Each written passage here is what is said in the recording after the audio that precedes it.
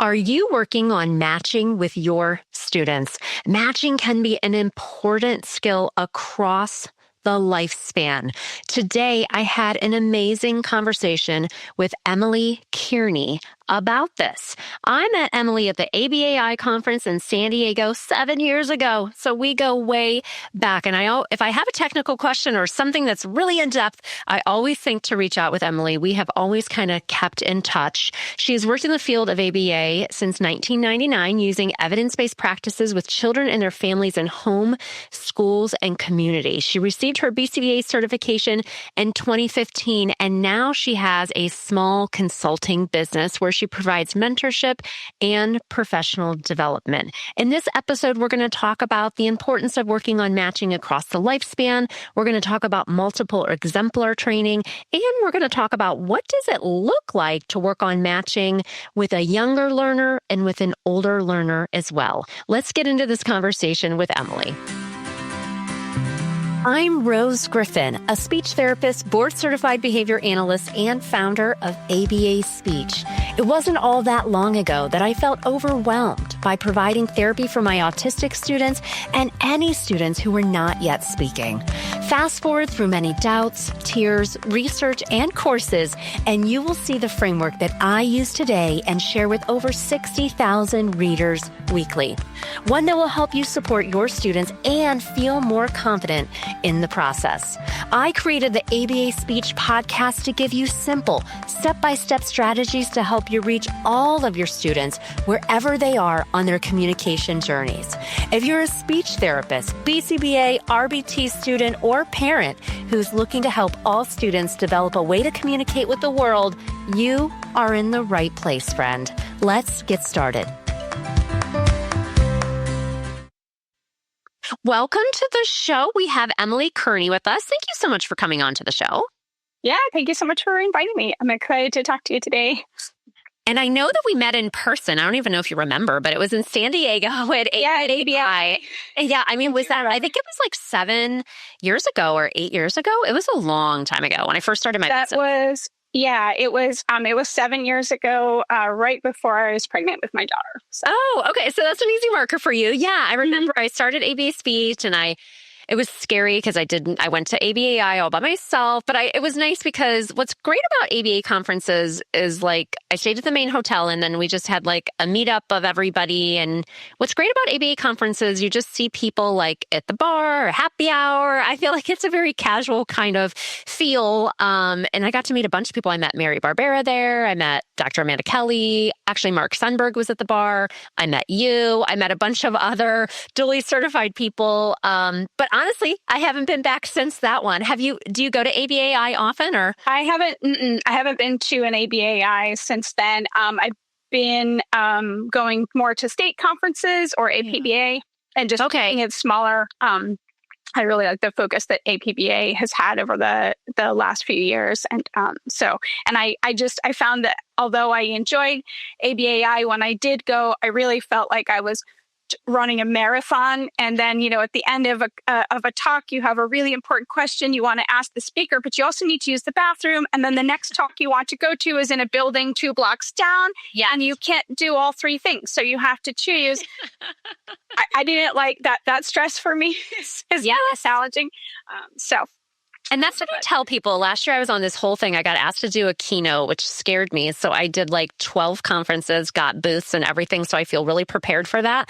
But I always tell people, like, honestly, if you attend a virtual talk, I may not be able to see you like this, but I will be able to get to your question versus just like me waiting to talk to a speaker at the end of a talk. I don't get to answer everybody's question. It's not that they didn't like what I had to say. It's like they have to get on to the next thing, right? Like they're probably there to get their CEUs or people right on their seats. Yeah, you just can't get to everybody. So I feel like I have a different type of touch point for people that attend our live talks because you can never get to everybody at a conference. It's just, and it's a lot. It's a big conference. Now, I'm used to going to ASHA, which is a speech therapy one. It was in Seattle this past year. I went up there and it's a lot of people and it's exhausting. I'm extroverted, but it's like very draining.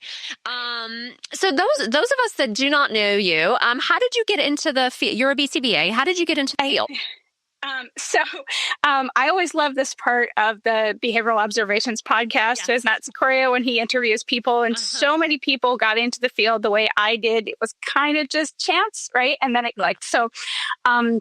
I'm from New York City originally, and I was in school in New York City, but I was pretty miserable my last year of high school, and I dropped out of high school in my senior year. And my aunt was going to India on a kind of religious pilgrimage, and she said, I have frequent flyer miles. You want to come? You're not doing anything? I'm like, free trip to India? Sure, why not? So I spent a month there, and we stayed at a pilgrim center, and it was a situation where I ended up basically becoming kind of an official babysitter to, there were a lot of families from all over the world with children. And I did not speak the same language as many of these children. And I found myself I was supporting, 5, 6, 7 kids at the same time. And I couldn't talk to them. And yet everyone was safe. We were having fun. We were having a good time. And I just realized, this connection with children that I have, and the way that I'm able to somehow teach and connect despite no language there, this is what I need to do. So I went, when I came back from my trip, I went and finished my high school diploma at a special alternative high school in New York that lets you do that, called City Ed School. And I did that by interning at a private school for children with disabilities. That's how I was able to finish my diploma. And then I was like, okay, this is it for me. So I started going to college to get my bachelor's degree. And I used to go out dancing at goth nightclubs. And there I met someone who became a friend, then became a roommate, who happened to be a behavior analyst at CUSAC, which is a very old ABA provider in New York City. And I was looking for a job, and he was like, hey, come here, we'll train you. You can do this. And they had sort of an in-house version of the 40-hour training that you would do. And then they would place you and you started. So that was 1999. And I haven't looked back since. Wow. Well, that is out of almost 250 episodes, 250 by the time we air this, probably, that is the most interesting how I got into the field there. So thank you for sharing. Wow, you're from New York City. That's really cool. Okay, wow. That is really neat. So you just kind of knew, and you could kind of relate to kids, and you're like, I got this. Yeah, I think that's so neat. And then tell me, because as I was reading your bio, and we have met before, so we kind of been in the same orbit for a while. I had read that you're licensed in Washington State, which here at the ABA Speech and ABA Speech Connection, I am licensed in Washington State too. I don't even talk about it often, but it's kind of a big part of what we do at ABA Speech. We have a team of 5 therapists. I have a clinical director, and we support clinics who are offering speech therapy in ABA. Washington State has a pretty cool program where the kids get 12 weeks of speech and 12 weeks of ABA, and we provide that therapy through teletherapy. But it's just been nice to be able to support ABA clinics in the state that way, because it's easier for me, obviously, to work with a BCBA and anybody that's kind of been on my email list or taken my courses, which is everybody that helps us.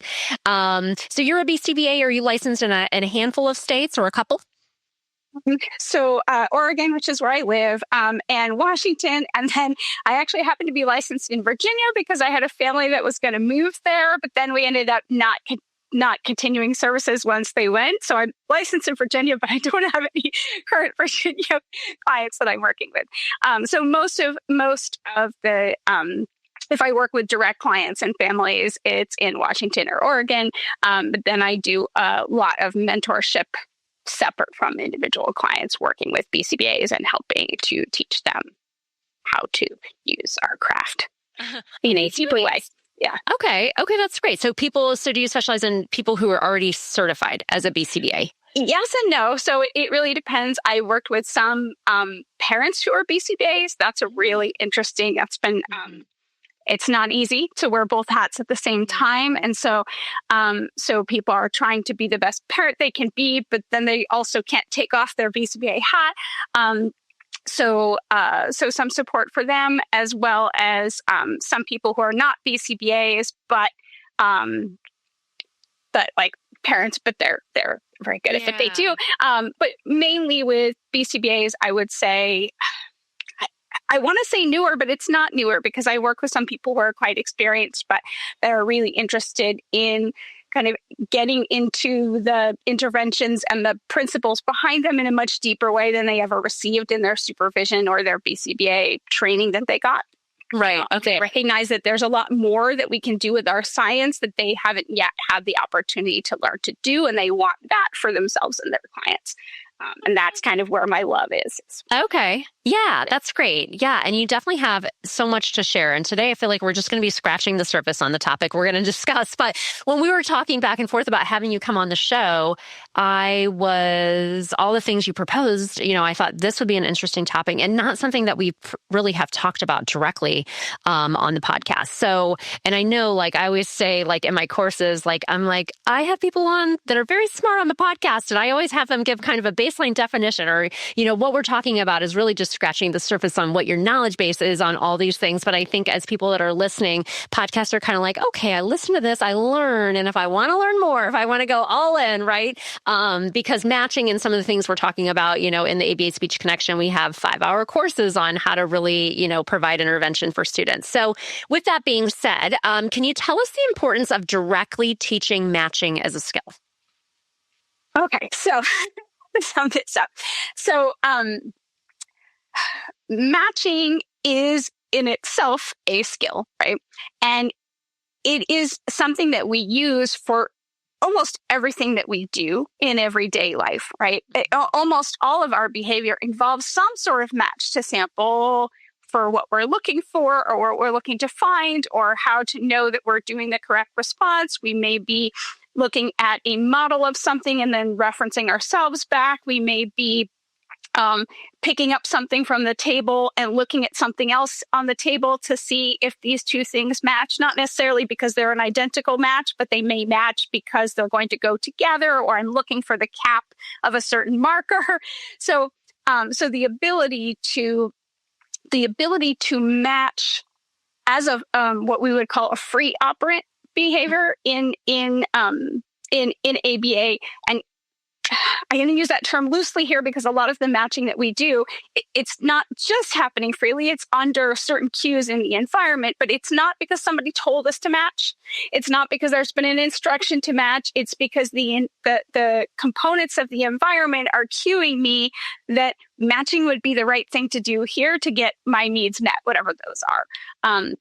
And so one of the things that is so important is that for most of your audience, the professionals are going to be working on teaching language skills and the development of language. And obviously, how language develops, there's a long continuum starting at infancy and building back up. And a lot of that involves matching. And one of the things that I often see happen with BCBAs is that they try to jump into teaching language before matching has been mastered as a generalized operant, as a generalized behavior that can happen in all different kinds of contexts with the language. Mm-hmm. And when you do that, you can run into a lot of walls and a lot of barriers. Play and leisure. Most of our play and leisure skill involves matching. And that is, at least for me, sort of the basis. Everything else is going to come from you having enjoyable things to do with your time and being good at those enjoyable things. And then they become enjoyable, right? Things aren't necessarily fun when you're not good at them. But once you become good at them, once the various components of how you do that skill become really part of your repertoire. And by repertoire, I mean, you can do it often, frequently, and it has a long history of contact with reinforcement. So then that can be used. Now I can really enjoy doing this thing because it's reliably going to make me feel good. It's reliably going to come out well. Now I can say that I really enjoy it. And when I have something that I really enjoy, there's the basis for building relationships with other people and learning more formal language and that kind of thing. Yeah, and I think that matching is just something that isn't, I know that I started my career as a speech language pathologist, and then I was working in non-public programs with students with behavioral barriers, and that was their least restrictive environment, I think. And once I started to really integrate speech therapy and ABA, I always kind of thought of matching as kind of a learning readiness skill. I guess that's kind of what I called it when I was discussing it. And so I would then, once I started incorporating both the fields, really start to work on matching as a just direct skill, because working with, and I know we will talk about intervention examples, but younger and older students, oftentimes when you're working on vocational skills, it's matching. Like I'll never forget, I would go to Bed Bath & Beyond, which RIP Bed Bath & Beyond, it's not a store anymore, with all the inventory.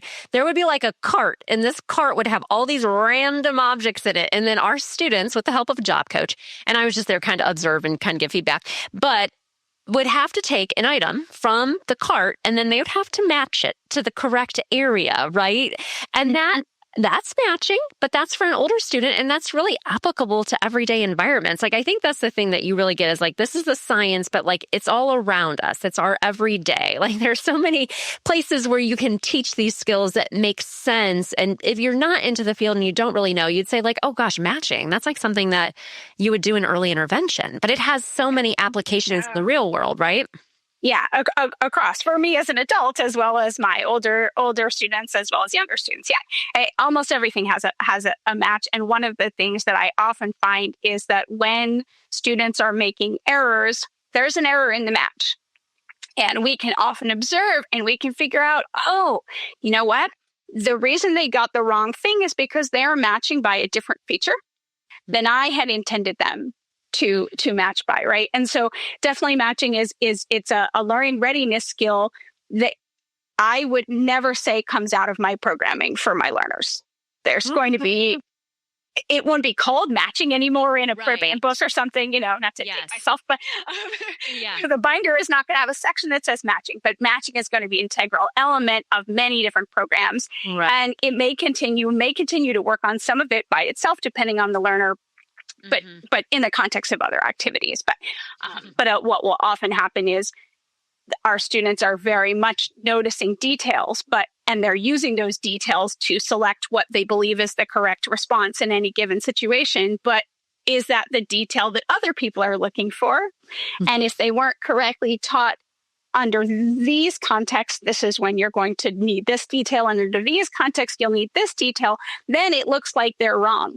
Right. So you have a student and you show them a picture of a man climbing up a ladder like that you might use to clean your gutters outside. And you show the student and you say, hey, take a look at this picture. What's happening here? What do you see this man doing? And the student looks at the picture and he says, triangle. He's not wrong. The ladder is in the shape of a triangle.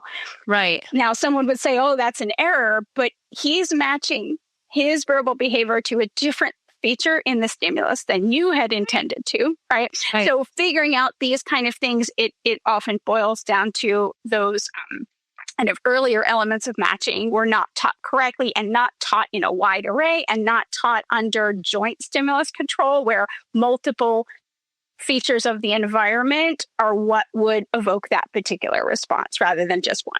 So, and I think it goes into why I like you too, is like you're analyzing things, because I think we know just from the time that I met you in San Diego, how much the field has grown. And sometimes talking with people about how many of the BCBAs have been certified less than 5 years that are out now. Like, it's great. Insurance reform's awesome. I had Laura Unum on the podcast and she was like really integral in that. And it's like so amazing.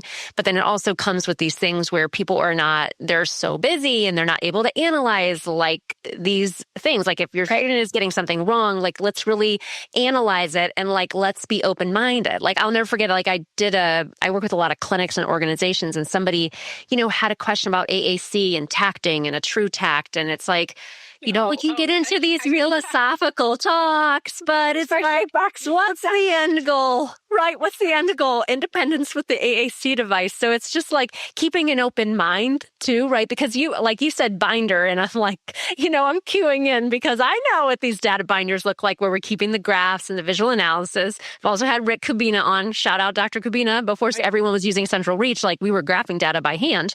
But we have to think about like, what is really important here? Why are we teaching this? And if the student did make that error, can you see why they did? Like, I think that's a good thing to bring up. You also talked about this kind of incidentally is multiple exemplar training. Can you share, that might be for speech therapists, that might be a new term you haven't heard before unless you work in an ABA setting, but can you kind of share the importance and like what idea is of multiple exemplar training? Because it's important.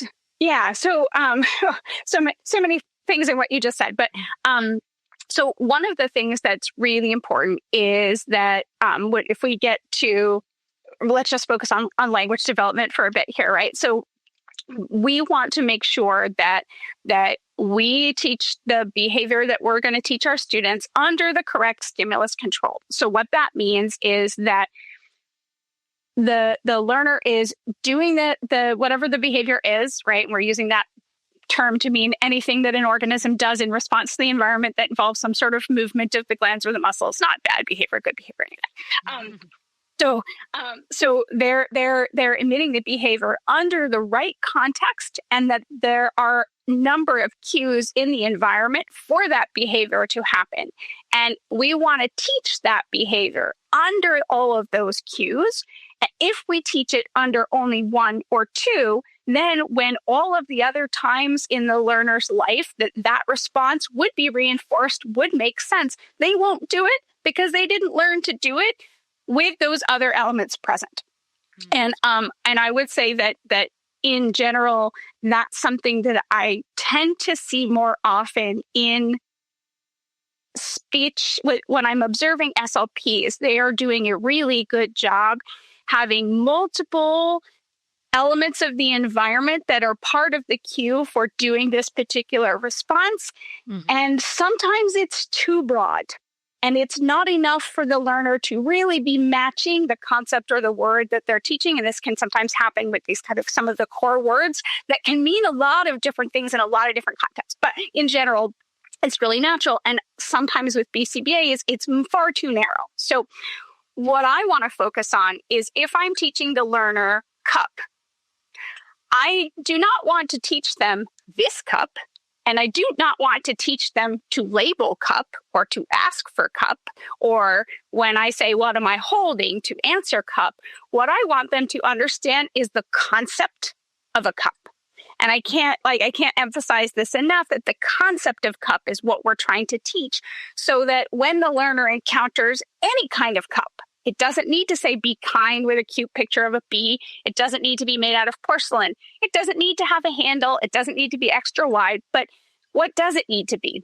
Right? It needs to be a hard container that is in some sort of cylindrical shape. Sometimes it's a perfect cylinder. Sometimes it's sort of pyramidal or oval shape. It can or cannot have a handle. It has to have an opening that's big enough for you to put your mouth and drink out of, but not a teeny tiny opening, right? It has a flat bottom, but sometimes it's curved.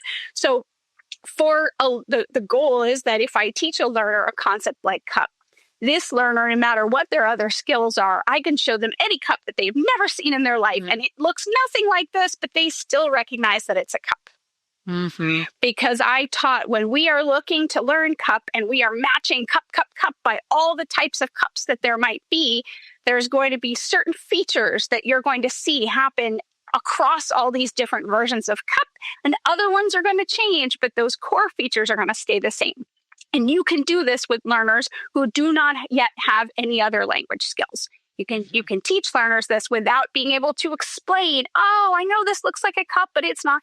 You can do that simply by having many, many exemplars of cup that go across different features, and you're teaching the learner to match in all the different ways, so that, and typically I'm going to kind of do phases where I'm going to change features so that you're learning to still match. And now if this other feature changes, you can still match. And if this feature changes, and then by the end, I want to be able to present you with a number of novel exemplars of cup, and you can still match cup or find cup or hear it, depending on what your language skills are. I love that. And that's really like when I created the action builder cards, that's the whole reason I created ABA Speech, which we've actually, probably by the time this airs, have sold it to a tech company. But I loved that product. We just kind of sunsetted it because we do the membership now, the ABA Speech Connection. And that really was, that was my marketing, is like, we build this, using multiple exemplar training, because a lot of cards just had one picture of eating, one picture of playing. And so the action builder cards had many pictures of lots of different actions to plan for that generalization piece. And I think that's the thing that people aren't really taught in our coursework, is that like, this is important, because you don't want a kid to see, okay, they mastered cookie by labeling it at a flashcard, but then you're reading a book, right, and there's a cookie and they can't name that. And I think people don't analyze the intervention to the minutia that you're talking about. That's why I think the podcast is good to open the brain up a bit, because it shouldn't feel overwhelming, because we just want to make sure that the targets that we choose are important and are functional for students, right? Because we wouldn't want to go down this rabbit hole of intervention where we're really working on something so important if it's not important to the student. Oftentimes I'll say like, well, why'd you choose that target? I don't know. It was next on the program sheet. I don't know if I like that better. I'm gonna say one thing to that is, so yes, 100% with a caveat, right? Because my answer to everything, one of the things that I do right now is I moderate the I'm one of the moderators for the PFA and SBT community group on Facebook, which I love, and I've been doing and supporting others and doing versions of that for, I started in 2016. So, but I love how it works with other things, but our kind of group answer is it depends, right? People always be like, well, when should I do this? Or, if this student is doing this, and we're like, it depends. You have to analyze it. So, I love Siri Ming's work on teaching generative language responding to young children with autism, but you can do it outside of autism as well, right? You're using multiple exemplar training. You are teaching across verbal operants at the same time. So for speech pathologists, that means what you're doing, right? You're teaching requesting and labeling and conversations and protesting and greeting. You're doing that all at the same time across some of these concepts. So the goal is to get the concept used in any way that it might need, rather than I'm going to teach you to label this cup.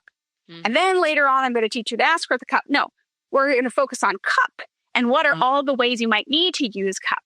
Right. So one of the things that I will sometimes do with younger learners, this is where it comes back to that. It depends, is that when I choose the sets of items that I'm going to do this for, they have to be ones that are manageable, that it's easy to have many different, really varied examples. So I don't want to pick items that are completely unrelated to my learner's life, right? Like if I'm working with a 5-year-old who has Down syndrome and autism and does not have any vocal speech yet, although he's got a little bit of listener skills, I'm not gonna pick picture frame as an example to practice, right?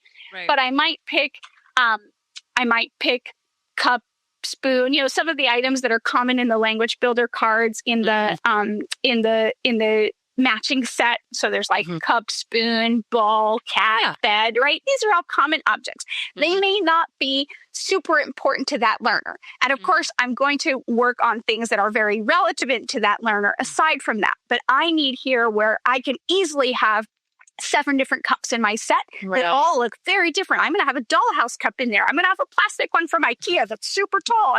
I want them to have so many different features as I'm initially teaching them. I don't want to teach 1 or 2 things and then try to generalize. I want the generalization to be happening as they're learning it to begin with. So sometimes I will pick things that are not irrelevant to the learner, but are not necessarily, if I didn't need to do this with the learner, if they already were developing a vocal verbal repertoire and I was just trying to expand their repertoire, I would likely choose targets that are things that were really meaningful to them, that they were motivated to communicate about. And I'm not trying to do that here. Here, I'm trying to teach, here's how language works. We have lots and lots of different examples of the same thing, and it's cup, whether it comes out of my mouth, whether I play it on lamp where you can't see the screen, but you hear the lamp voice, whether there's a video of a cup moving around, right? These are all cup. And once the learner has that across a couple of sets, you can then teach them so many different other words without having to do that anymore, because now they're like, oh, it's just a match. When you say cup, that's the same thing as this actual cup here, which is the same thing as when I push the button on Pilico, which is, so you're using those exemplars sometimes in a more efficient, controlled way initially so that you get the skill of matching with language built in there. And then you can take it in, I did this with one learner, and then once he understood this, we could teach him words like axle. Because he loved Legos, and there was a certain set he loved to put the axles on the car. That was never something that I wouldn't have chosen that in this initial stage, because I wouldn't have had enough, and I can't have a real axle in the room. Right.